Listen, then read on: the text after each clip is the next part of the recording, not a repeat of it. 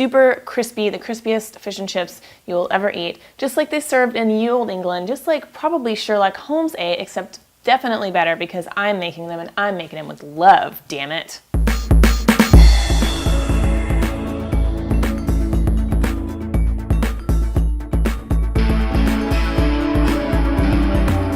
We're gonna start with the chips part, and I've got some russet potatoes here that I cut up about this size. I like them about as thick as my finger and about twice as wide, but it's a little bit, you know, it's up to you. Some people like them bigger, like steak fries, but I think that's a little too much. So they've been soaking in cold water for about 30 minutes, and now I'm just gonna dry them off on a clean towel.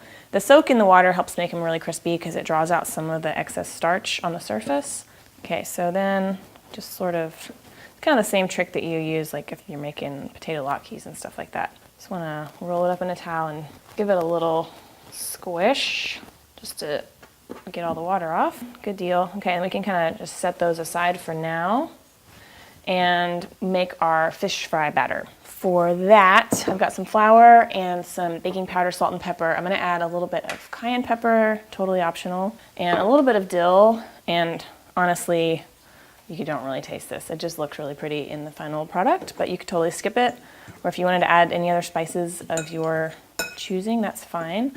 Maybe some curry powder would even be a fun little variation. And then I've just got some plain old soda water. You could use beer, but I'm using soda water.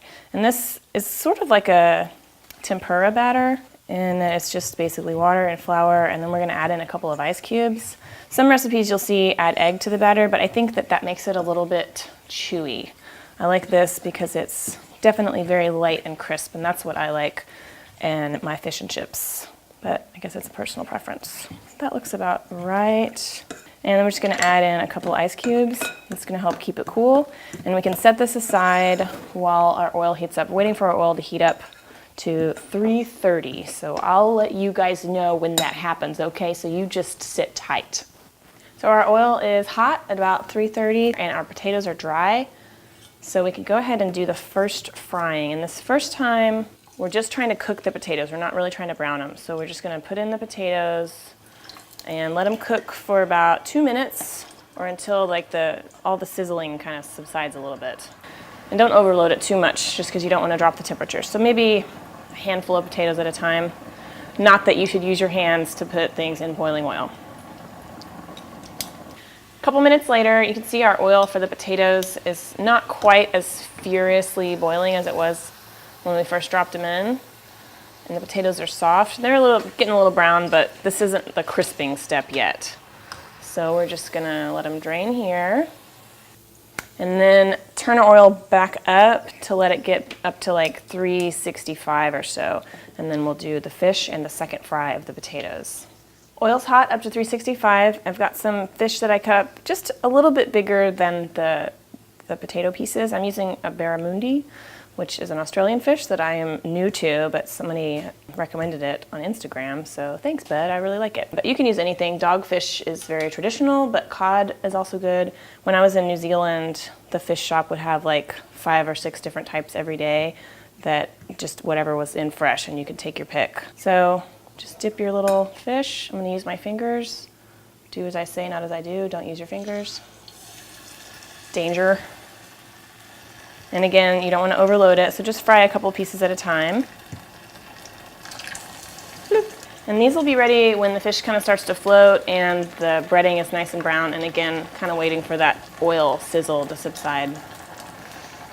Okay, so the sizzling has subsided and they're nice and brown. Strain them a little bit there. And then these are so hot. I'm gonna let them cool for here just a minute while I do the second fry on these potatoes, and it'll be fine. Like the fish will still be plenty hot by the time these potatoes are done. Just let them go for about a minute until they look really nice and brown, and the oil again is up to about 365.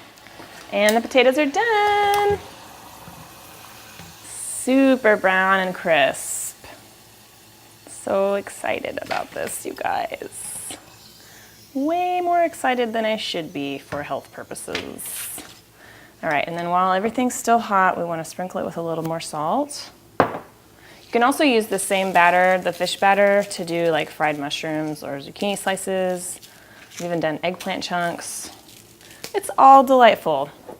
All right, now usually these are served with malt vinegar, but my skanky old grocery store doesn't carry it. So I've got some tartar sauce that I made up with some homemade aioli, and I'll put the recipe and a link to that, and then the aioli will be up next Thursday, or this coming Thursday, or whatever, sometime in the future. And I am gonna do a little bit of a lemon squeeze though. Dude, it's so crispy, oh my God. Can you hear that? That crunch? Oh my God, I'm so excited. Oh my God, so crunchy and so moist and just perfectly cooked. Wow, this is better than any fish and chips that you will ever buy in a restaurant or a bar or a pub or anywhere, I promise you. So I hope you try this recipe, and if you have any questions or comments, leave them below, and I'll respond as soon as I can. And remember, if you ever take any pictures of any of the food that you make from my recipes, you can always put them on Instagram, #HilahCooking, and it'll go straight to the website, or you can post them on Facebook or the new Google Plus community for Hilah Cooking. So thank you for watching, and I hope you have a great day, and have some fish and chips, dudes, because it's good for you. Not really.